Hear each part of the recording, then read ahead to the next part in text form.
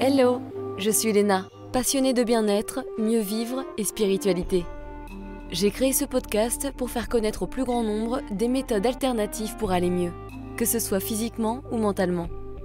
Quels que soient vos problèmes, quelles que soient vos croyances, restons ouverts, restons curieux et testons.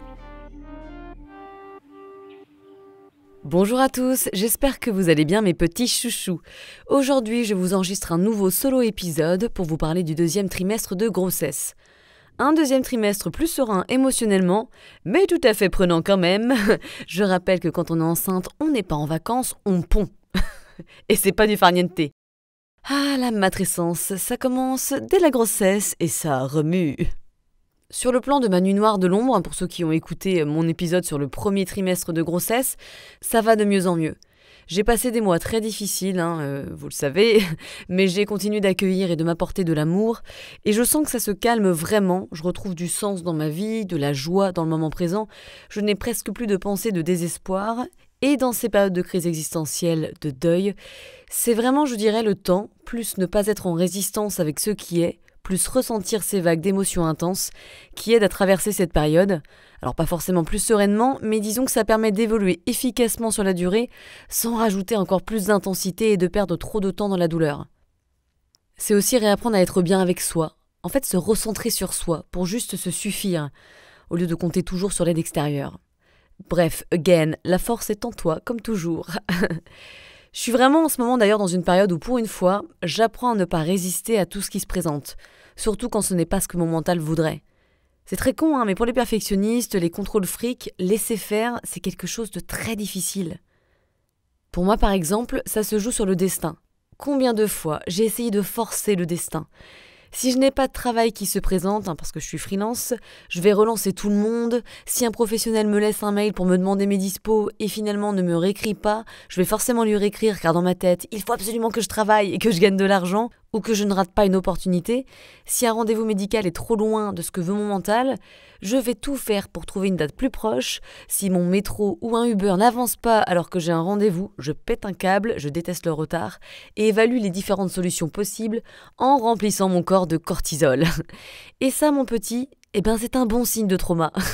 C'est un signe qui nous montre que nous n'avons pas confiance en l'univers, qu'on se sent bien seul dans le monde, hyper responsable, et qu'on doit à tout prix travailler dur et tout contrôler si l'on veut s'en sortir. Ça veut dire que l'on n'est pas dans le flot de la vie. On nage à contre-courant car on ne laisse pas les choses se déployer naturellement. La bonne résistance, quoi. Et soyons honnêtes avec nous-mêmes, c'est rarement la catastrophe. Par contre, nous, petits mental tout torturés, on a passé du temps à imaginer donner du pouvoir à la pire situation qui pourrait se produire. Mon mental me voit déjà vivre dans la rue, en n'ayant plus jamais de travail ou recaler de mon rendez-vous à jamais. Alors ça veut pas dire ne jamais faire et attendre que quelque chose arrive en restant complètement passif, rien à voir.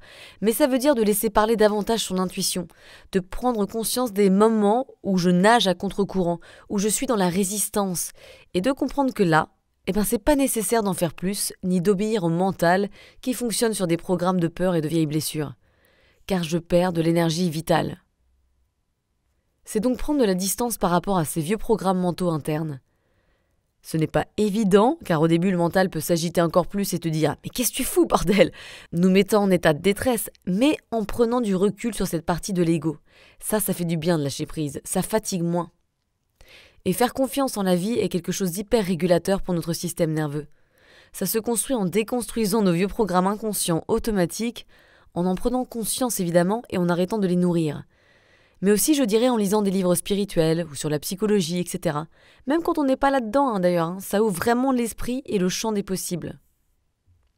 En décembre, j'ai très peu travaillé, et comme par hasard, moi qui avais demandé une grossesse paisible et sécurisante à ce bon vieil univers, l'univers a dû se dire « On va plutôt la faire encore plus grandir celle-là, pas de pause, que nenni, il faut qu'elle bosse sur ses peurs avant l'arrivée du gamin !»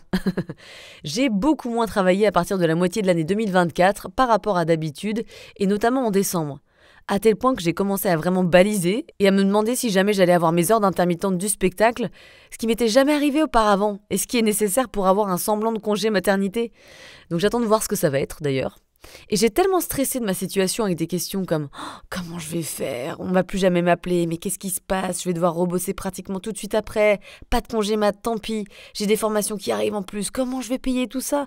Et je vais avoir un gamin à charge, en plus ça coûte tellement cher.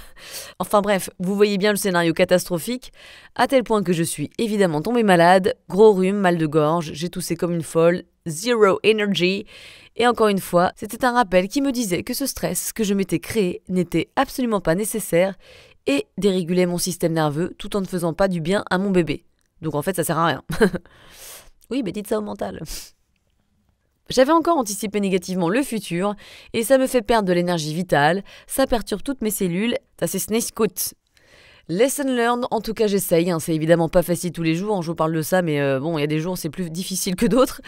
Mais ça m'a rappelé à quel point je faisais trop de catastrophisme automatiquement. Mon curseur c'est simple, il pointe facilement dans cette direction. J'ai donc peu à peu décidé d'essayer d'avoir de plus en plus confiance en la vie, en conscience, d'apprendre à lâcher prise encore et toujours, car je sais que je ne sais pas tout, alors que des fois, l'univers a une bonne raison de moins te faire bosser, de t'enlever un plus un de ta vie ou de te faire virer. Mais ça, on le sait pas tout de suite et ça n'est pas facile à vivre, obviously. Alors j'expérimente depuis décembre en me rappelant que l'important est que je me sente sereine, pour mon bébé et pour moi. Que c'est rare, je me concentre encore plus sur le présent, et quand mon mental commence à partir avec 1000 hypothèses négatives sur le futur, j'essaye d'en prendre conscience le plus possible, je fais une pause et je reviens au moment présent, car le moment présent est en fait plutôt sympa. Assez marrant de voir que le premier trimestre, le thème c'était plutôt Nuit noire de l'âme. Ça donne envie d'y comme ça. Bref, donc crise existentielle avec perte de sens, comme je vous avais dit, plus de joie, plus de motivation, pensée suicidaire. Mais encore une fois, comme je l'ai dit dans mon solo précédent, je rappelle que je savais que c'était un programme interne qui était en train d'être joué. Et je n'allais pas abandonner ma vie, surtout que moi, qui crois aux vies antérieures, si tu te tues, va falloir revenir pour comprendre tes leçons, mon petit. Donc autant rester et faire le boulot maintenant. Et tout ça, évidemment, ça n'allait pas du tout avec le fait que j'étais enceinte et en train de créer la vie. Mais peut-être était-ce une étape nécessaire justement avant de devenir maman. Transmuter des densités, des énergies, des traumas, des programmes quoi. Ça paraît sans fin des fois, je sais. Quant au deuxième trimestre, on change de cause de stress, car oui, mon mental est câblé sur les scénarios négatifs, j'y travaille, je retrouve peu à peu du sens dans ma vie, mais il y a eu quelques vagues, disons, de catastrophisme sur le changement de ma vie de tous les jours que devenir maman va impliquer, et ma future vie professionnelle de maman qui a besoin de travail pour nourrir son petit bout et continuer à se former. J'étais aussi facilement submergée. Coucou les hormones! J'avais l'impression que j'avais tellement de choses à faire et en même temps, j'avais pas la foi. J'avançais pas l'envie, pas l'énergie. Être enceinte était déjà tout simplement beaucoup. Rien me submergeait, pas forcément des choses toujours en rapport avec la grossesse, mais j'ai l'impression que le corps et le cerveau sont déjà tellement focalisés à essayer de gérer la grossesse et de construire correctement le petit être que penser à autre chose s'avère plus compliqué. C'est pas la priorité après tout. Donc là, dans ces cas-là, je communiquais avec mon chéri ce malaise pour qu'il puisse me soutenir psychologiquement et surtout, j'utilisais mes ressources, j'accueillais, j'en parle tout le temps dans mes podcasts et mes posts Instagram, mais j'utilise et je fais des activités qui me font du bien afin de me détendre. Les ressources sont hyper importantes parce que femme enceinte détendue égale bébé détendu. En bref, faites-vous choyer, faites-vous du bien et comptez sur vous, parce que si personne ne prend soin de vous, faites-le vous-même. Occupez-vous de vous plutôt que de mettre inconsciemment et constamment du stress quant à la préparation de l'accouchement. J'attends de voir le thème du troisième. Suspense. Ça va probablement être ras-le-bol quand est-ce qu'il sort. Le thème du deuxième trimestre m'apprend vraiment à lâcher prise. Non seulement pour ce que je viens de vous raconter, mais également pendant cette grossesse qui évolue avec tous les symptômes que cela engendre. Restons focalisés dans le jour que nous vivons, c'est déjà plus serein. Au niveau des symptômes justement, comme vous l'entendez peut-être, j'ai le nez un peu pris tout le temps. Je ne respire pas comme avant et c'est très désagréable le soir quand je suis couchée, parce que souvent la nuit je me réveille avec la bouche bien pâteuse. Faudrait voir la scène. Après avoir respiré quelques heures avec la bouche ouverte, vous savez, c'est hyper collant, très chiant, ça pue. Je cherche désespérément de l'eau dans le noir, je fais tout tomber, bref. On m'a dit que ça pouvait être lié avec l'augmentation du flux sanguin, y en a ses points, mais à part ça, ça n'est pas trop gênant non plus. Parlons de la nausée. Hooray! La nausée est passée! Vers la 11e semaine, je crois, effectivement, un peu du jour au lendemain. Comme on me l'avait dit, ça a été remplacé par de la constipation. Un mot que je ne connaissais pas, quelque chose qui m'est très peu familier, et je peux vous dire que ça fait très mal au ventre, en tout cas dans mon cas. Si toi tu en souffres, I feel you. C'était probablement accentué par la supplémentation en fer, qui a tendance à constiper également, mais surtout par le développement du bébé et toute la logistique de mon corps. Sacrée organisation. Mais du coup j'étais beaucoup ballonnée, ça faisait longtemps que ça ne m'avait pas tiré les boyaux comme ça, ce qui ne m'a pas manqué pour être honnête. J'avais mal au ventre, bref, c'était pas confortable. J'ai donc essayé différentes choses, mais je mange déjà beaucoup de fibres, alors mes options étaient assez limitées. J'ai rajouté la consommation de pruneaux, bien connus, des pruneaux trempés dans l'eau la veille, mais je suis pas très fan de la texture quand c'est trempé dans l'eau, alors je préfère les manger le midi sans les avoir trempés. Ce qui marche le mieux, c'est quand même l'épar, que j'ai eu du mal à trouver d'ailleurs. Coucou la rupture de stock, tout le monde est constipé ou quoi? Et surtout, le psyllium, qui est une plante herbacée qui a un taux exceptionnel de mucilage, et ce petit s'avère être un allié redoutable contre la constipation.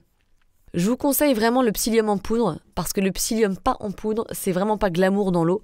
Alors moi ce que je faisais, c'est que je me faisais des smoothies où je mettais, ça dépendait, mais globalement je mettais des fruits rouges, donc framboises surgelées ou des fruits des bois surgelés, merci Picard, avec de l'açaï, du tofu soyeux ou un yaourt soja, des graines de chia parfois, de la protéine en poudre, du collagène, du lait de coco et le sucrant de votre choix. Je mixe le tout avec une petite cuillère à soupe de psyllium que j'achète sur Casidomi et je bois ça.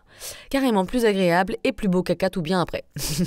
Donc je continue cela régulièrement, même si fort heureusement, ça va mieux globalement. À la fin de mon deuxième trimestre, c'est quand même un peu mieux. Il fallait probablement le temps que ça s'installe dans mon ventre aussi. Contrairement aux idées reçues, et parce que là encore chaque grossesse est différente en fonction des femmes, j'étais beaucoup plus fatiguée au début du deuxième trimestre qu'au premier, où là je n'étais pas vraiment fatiguée si ce n'est de la nausée que j'avais. Ce mal de mer en fait, que je ressentais toute la journée, j'avais un manque d'énergie en mode léthargique dont je ne suis pas habituée. Mes hormones ont dû passer la 3e vitesse parce que j'étais super irritable. Je devais être tellement casse-couille. Rien me frustrait, je montais au quart de tour. Je m'étonnais moi-même de ressentir cette agressivité et d'être aussi irritable. Je me reconnaissais pas, en fait. Coucou les hormones qui nous dominent et non seulement nous pompent notre énergie, mais en plus nous font péter un câble rapidement. Joie de la grossesse number 36. Donc là, l'arme fatale, c'est d'accepter son imperfection et de développer de la compassion pour ce que l'on traverse à ce moment. Ce n'est pas facile, vous êtes dans une telle révolution interne que vous ne pouvez pas être à fond la forme de manière linéaire. Il y a plein d'ajustements internes qui sont en train d'être faits. L'important est d'être conscient de ça, d'en parler avec votre plus sain, pour qu'il ou elle comprenne ce que vous traversez.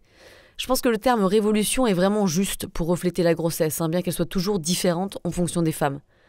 Là encore, le thème lâcher prise pour moi est très adapté, notamment pour l'envie de tout contrôler et de tout apprendre afin d'être prêt.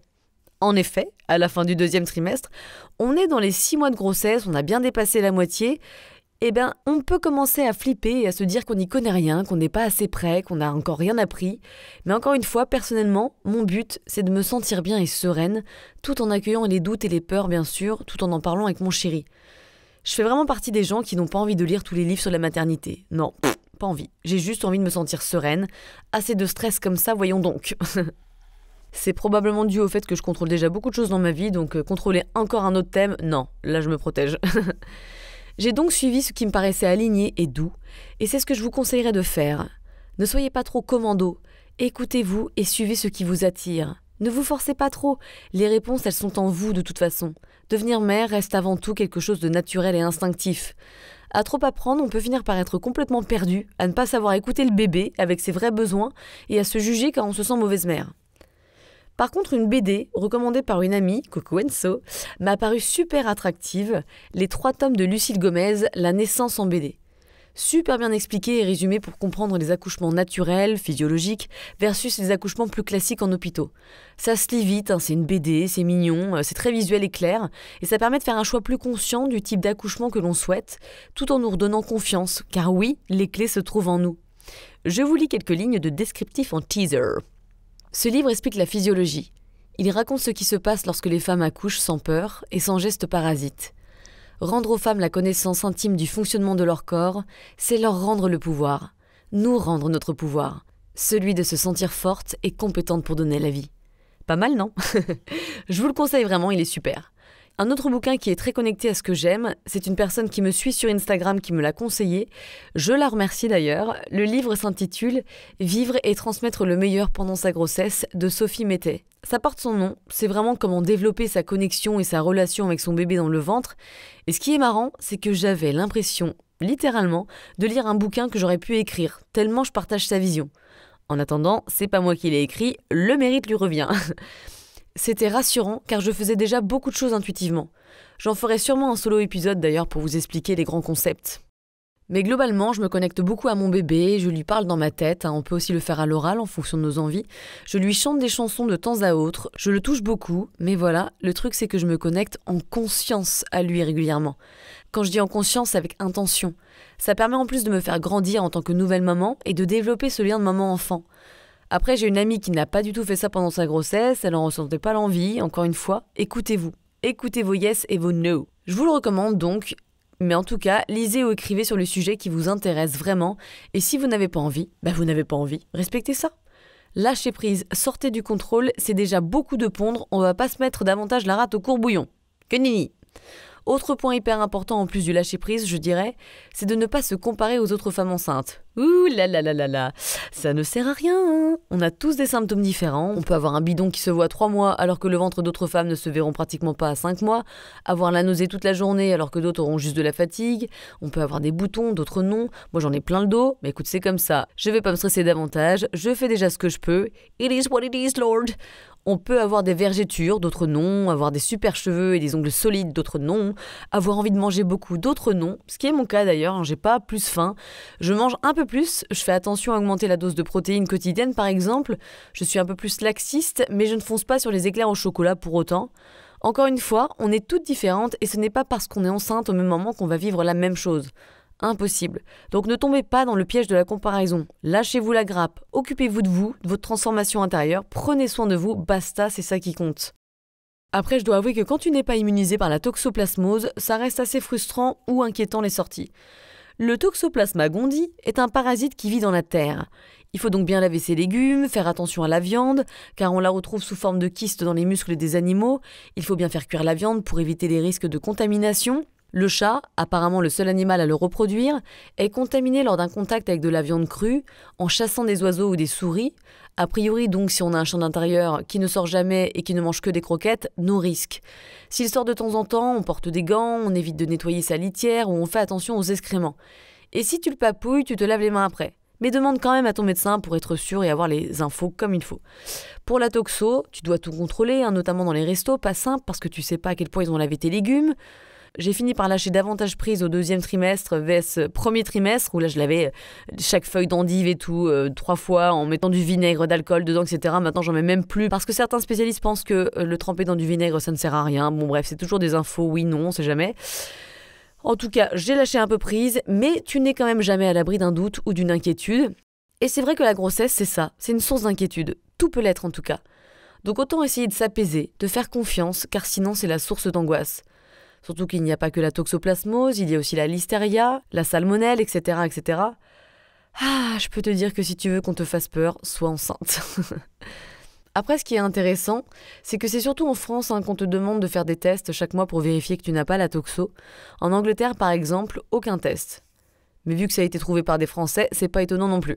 Moi qui ai un historique d'anorexique, de contrôle fric, etc., le fait de ne plus être libre de manger ce que je veux, de ne plus faire du sport comme je veux, de me mouvoir comme je veux, c'est pas simple. Ça me rajoute des contraintes que je n'ai plus envie d'avoir dans ma vie, me les ayant imposées trop souvent, trop jeune. J'étais quelque peu frustrée de temps à autre, donc il faut se rappeler pourquoi on a ces contraintes. Ah oui, un petit bout qui pousse. Bon ok, ça ira pour cette fois. Je n'ai pas non plus de pulsion alimentaire, ça c'était plutôt au 1er trimestre avec la nausée qui me créait ce genre de sensation. Parce que la nausée, t'as toujours envie de manger des choses qui passent, donc c'est souvent des trucs neutres, pas top. La seule chose dont je suis plus attirée naturellement, c'est les fruits. J'en mange pas tant que ça, pour être honnête. Mais là, j'en ressens une envie plus forte. J'avais envie de mangue, d'ananas, de framboise, et là, en ce moment, c'est des grosses myrtilles congelées de Picard que je mange avant manger. C'est trop bon. C'est frais, ça me fait un bien fou. Donc hop, tous les jours. Au niveau du sport, personnellement, et parce que je le sentais, encore une fois, écoutons-nous, j'ai continué à en faire comme d'habitude en commençant à adapter davantage. Autant le premier trimestre, je continuais comme d'hab, autant quand le ventre poupousse, c'est plus possible ni raisonnable.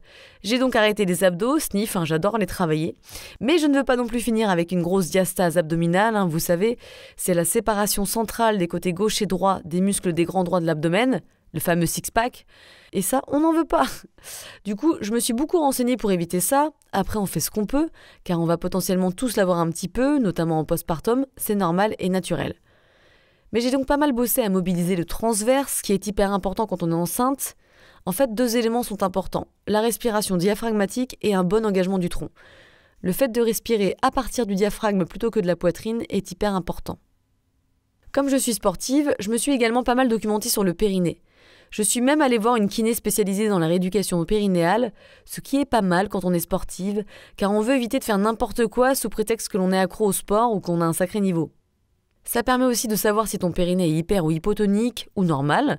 Si par exemple tu es du genre à faire des triathlons, même si tu as un très bon niveau, après l'accouchement, il faut faire super attention à ne pas reprendre le sport trop rapidement, même la marche trop rapidement et trop longtemps, parce que ton utérus est encore hyper large et le risque de prolapse, c'est-à-dire la descente d'organes, est fort. Elle me disait qu'elle avait pas mal de clientes dans ce cas, et c'est aussi un souci que je veux éviter, parce que la descente d'organes, moyen bof quoi. Donc j'ai acheté 2 programmes d'éducation du périnée, celui d'Anna Bauer, qui est une ancienne gymnaste influenceuse, et l'application Studio Bloom, qui est vraiment pas mal car elle propose des séances de sport spécialisées dans la grossesse, plus éducation sur la respiration diaphragmatique, sur le périnée, le transverse, etc. Même si tout cela est en anglais. Après, il y a énormément de livres français, et je suis sûre des nanas françaises qui font des programmes très bien en France. Mais sachez que si vous êtes sportive, faites attention à ça. Il faut quand même réduire les poids au fur et à mesure. On le fait au ressenti, mais quand on se sent tout le temps une warrior en faisant du sport, ça peut être contre-productif et nous causer plus de soucis sur le long terme. Dans mon 2e trimestre, je me suis donc plus focalisée sur le vélo statique, sur le renforcement musculaire des jambes, des fesses, et j'ai aussi plus développé le travail des bras avec les poids pour développer les muscles, ce qui sera pratique quand le bébé grandira. Je trouve que c'est plutôt important de développer sa musculature pour ça. À côté de ça, je muscle mon périnée doucement parce que l'autre jour, j'ai contracté trop fort. Obviously, it's me. Donc je le fais toutes les semaines, 2 fois par semaine environ. Je fais un exercice où je contracte le périnée pendant 10 secondes et fais une pause de 10 secondes. Je fais ça 5 fois. Ensuite, je fais 10 alternances de contraction et relâchement rapide pour finir par contracter le transverse et le périnée et ensuite tousser. Et ce 5 fois. Et oui, c'est important de bien tousser. Concernant la poussée de mon ventre, autant au début on ne voyait pas que j'étais enceinte, j'étais juste assez ballonnée, autant autour du 5e mois, je crois qu'il a fait un gros bump. Ça faisait un peu le ventre qui grossit du jour au lendemain, et là, les choses sérieuses commencent, tu ne peux plus le cacher. Moi qui ai l'habitude de porter des pulls larges en hiver, ça y est, ça se voit quand même, c'est pour dire. Mais c'est aussi cool d'un côté, parce que la phase d'entre-deux, où tu as l'impression que tu as juste pris du bide, est un peu inconfortable, je trouve. Par conséquent, le ventre pousse, mais les ligaments tirent. J'ai eu pas mal de douleurs dans le bas du ventre et sur l'aine. Je vous conseille vraiment un accompagnement chez l'ostéo chaque mois, car le corps peut bénéficier d'une aide de pro pour le relâcher, le rééquilibrer. Ça m'a beaucoup soulagée. Il y a aussi des sensations bizarres parfois. Je me souviens avoir eu une grosse douleur dans le bas du ventre à l'emplacement de mon ancien utérus à sa taille normale, à 4h du mat et le lendemain. Et forcément, là, tu te poses des questions. Est-ce que ça va ? Je devrais aller consulter ? Qu'est-ce qui se passe ? Bon. Tant qu'il n'y a pas de perte de sang ou de liquide bizarre, j'essayais de me rassurer. Mais ça, c'est pas facile de juger les nouvelles sensations, c'est l'inconnu. Et l'inconnu, pour mon cerveau, ça fait peur. Concernant le sexe du bébé, on a voulu le connaître. J'aimerais pas rester en suspense tout le long. J'aime bien savoir ce que je porte dans mon ventre. Ça me permet de me projeter, de me préparer. Alors une médium et mon acupunctrice m'ont dit que ça allait être une fille, mais mon intuition me disait que ça allait être un garçon. J'ai d'ailleurs rêvé 2 fois auparavant que j'avais un petit garçon et j'avais ressenti une sorte d'amour incroyable, un amour vraiment inconditionnel. C'était fou, ça m'avait vraiment marqué. Et devinez qui a gagné, c'est Bibi. Comme quoi, faut se faire confiance. Je voulais un mec à la base, j'adore les petits gars, mais comme les 2 m'avaient dit que ce serait une fille, je m'étais préparée psychologiquement. Je m'imaginais déjà acheter plein de paillettes, des couleurs flashy, des licornes, du rose et des belles robes. Du coup, c'est raté. Enfin, je lui mettrais peut-être des paillettes quand même. Mais je suis très contente, l'homme aussi, même s'il aurait aimé avoir une fille, je pense, une petite fille à son papa. En toute confidence. En termes de crème, tous les soirs avec mon chéri, on s'est créé un petit rituel où il me masse le ventre et les nénés avec de l'huile, puis il se connecte au bébé par le toucher. J'utilise l'huile de paille, je sais pas si on dit paille ou paille skincare, bref. Pai Skincare, c'est un duo d'ailleurs qui s'appelle The Gemini Duo, anti-vergéture grenade et graines de citrouille hyposensible, accompagné d'une crème hydratante que je mets le matin, et donc le soir c'est l'huile. J'aime beaucoup ce moment avec mon chéri parce que c'est un petit rituel de connexion entre moi, mon homme et notre bébé. Ça m'apaise, ça nous connecte et ça donne un rôle à mon chéri. Ça me donne également de l'ocytocine ainsi qu'à mon bébé, car encore une fois, si la maman se sent bien, le bébé aussi. On a d'ailleurs commencé l'aptonomie. Trop tôt pour en parler, on a environ 8 séances de prévues et à l'heure actuelle j'en ai fait que 2. Mais l'aptonomie, pour ceux qui ne savent pas en quoi ça consiste, c'est une méthode qui permet d'entrer en communication avec notre bébé in utero dès le 3e ou 4e mois de grossesse, il me semble, même si nous on a commencé plus tard. Ça consiste à, je cite, adresser une série de caresses et ou massages au bébé sur le ventre de la future maman. Le bébé perçoit alors les caresses de la maman et du papa et choisit de répondre à sa manière, ce qui permet de créer un lien in utero. Il va ressentir une sécurité affective. Ça donne en plus un rôle pour le papa, ça lui permet de se connecter au bébé avant de le rencontrer en vrai, d'y développer sa sensibilité, mais également d'aider davantage la maman le jour J, le jour de l'accouchement, car mon cher et tendre apprend à m'aider en soutenant mon ventre par exemple, à adopter avec moi des positions confortables qui vont apaiser la douleur, notamment pendant l'accouchement et les contractions. En fait, il va être plus acteur et va pouvoir m'aider. Avec l'apto, tu apprends aussi à guider ton enfant vers la voie de sortie le jour J, donc je trouve que c'est plutôt pratique. Mais je vous en dirai plus au 3e trimestre. Pour revenir à ce que j'ai rajouté dans mon hygiène de vie, autour du 4e mois, mais plus sérieusement à partir du 5e mois, c'est pas top glamour, mais ma médecin m'a conseillé de porter des bas de contention, sachant que pour autant je ne présente aucun risque, je n'ai pas de troubles veineux, pas de risque de phlébite ou thrombose, mes chevilles ne gonflent pas, mais pour autant, ils apportent une compression des jambes pour favoriser le retour veineux et une bonne circulation sanguine. Mon médecin me disait qu'on avait plus de sang dans les veines quand on était enceinte et que du coup ça pouvait les abîmer un peu. Je simplifie pas mal là, mais en gros c'est ça. D'où le fait que porter des bas de contention était utile pour protéger la santé de nos petites veines, mais aussi d'éviter les vergetures et la pharmacienne m'a dit en toute confidence, pour éviter la cellulite c'est pas mal non plus. J'ai essayé des bas qui montent jusqu'aux cuisses, ça finissait par me gratter ou me gêner, même si je trouve ça plutôt sexy, je dois dire. Je n'ai pas pu essayer les collants de contention car j'ai les chevilles trop fines et dans la pharmacie où j'allais, cela n'existait pas en taille 0. J'ai également essayé les chaussettes de contention sans bout pour libérer les petits orteils. Sûrement pratique l'été, mais alors j'ai détesté, pas du tout aimé. C'était très désagréable, ça serrait encore plus ou ça glissait, ça se plaçait mal. Donc du coup, je prends les classiques chaussettes de contention que je mets toute la journée. À la fin de la journée, j'en ai marre, mais globalement, on s'y fait. Au niveau de la connexion avec mon bébé, j'avoue que le 2e trimestre est encore mieux pour ça parce que j'ai commencé à sentir ces petits coups de pied à la 17e semaine, ce qui est apparemment assez tôt, mais encore une fois, je pense que ça dépend vraiment des personnes. Certaines vont le ressentir tôt, d'autres plutôt tard. Don't worry. Et c'est vrai que c'est très chouchou. Tu prends encore plus conscience qu'un petit être est locataire de ton utérus. Quand il te kick, tu peux en profiter pour lui parler, lui mettre la main là où il tape pour te connecter à lui, qu'il sente ta caresse, ta chaleur. Et ça crée du lien. C'est vraiment cool. Le mien a l'air assez actif. Enfin, entre moi et son papa, ça n'est pas étonnant, mais des fois il fait la java.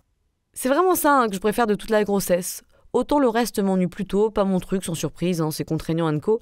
Autant ces petits moments-là sont très beaux. C'est marrant d'ailleurs parce que j'ai une copine qui me disait qu'elle adorait être enceinte. Elle dit je me sentais femme, je me sentais belle, je pourrais être enceinte tout le temps.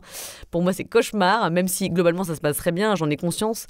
Mais vivement que ça soit finito et que le petit alien soit sorti de ma petite chatte en chou-fleur, je te le dis. J'ai hâte de le rencontrer quand même, parce que pour l'instant, même si je cultive déjà le lien avec lui, il reste un peu subtil. Il est caché sous la peau, les tissus, les fascias et l'utérus, c'est bizarre. C'est marrant cette frontière si fine finalement. C'est assez fou. Au niveau des fringues, j'ai l'impression d'être Boule dans Bully Bill, la célèbre BD du jeune garçon avec son chien que je lisais quand j'étais petite. Nostalgie!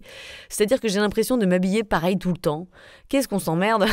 En même temps, j'ai pas envie de m'acheter 20 fringues pour 9 mois, ça va pas me servir longtemps. Pour moi, ça ne vaut pas le coup, mais faites-vous plaisir si vous en ressentez le besoin. Je pense que l'été, c'est quand même mieux. Ce n'est pas pour autant que je fais pas d'efforts, j'ai acheté 2-3 robes pour les célébrations, Anniv, Noël &Co, des combis car c'est pas mal quand on sort avec les potes, et sinon le mieux du mieux que j'ai trouvé, plutôt que des jeans, ce sont les leggings Calzedonia. Super confortable, taille bien, moule bien, je me sens pas du tout oppressée dedans contrairement aux autres jeans avec le bidou, je recommande. Je n'ai presque pas acheté de pull de grossesse parce que je porte l'hiver des pulls larges.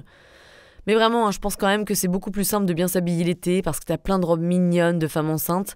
Mais moi, j'aurais déjà accouché, donc too bad.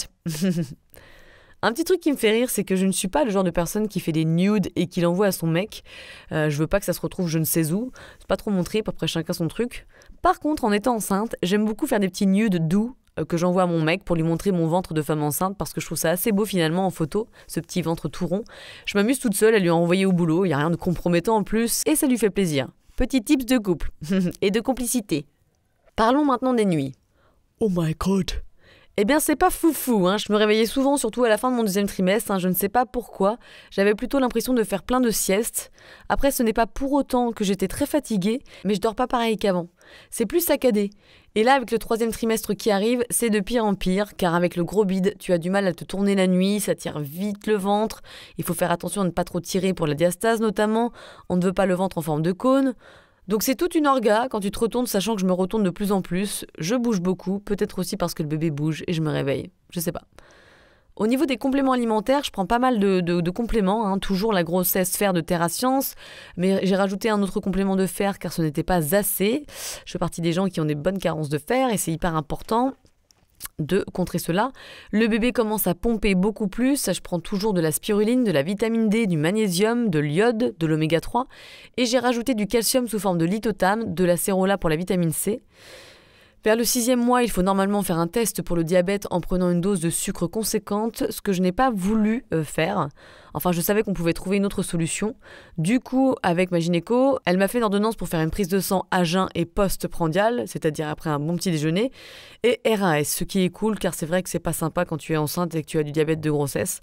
Courageuse les filles, courageuse, je vous le dis. En tout cas, je reste persuadée qu'il est intéressant d'être supplémenté et suivi par un spécialiste pendant la grossesse pour éviter d'avoir encore plus de carences, notamment pendant l'allaitement. Votre bébé puise tellement en vous, ne vous sacrifiez pas pour autant. Je suis suivie par ma nutrithérapeute, je fais chaque trimestre des examens sanguins un petit peu plus poussés pour voir où j'en suis. Faites-vous accompagner, je pense que c'est vraiment intéressant.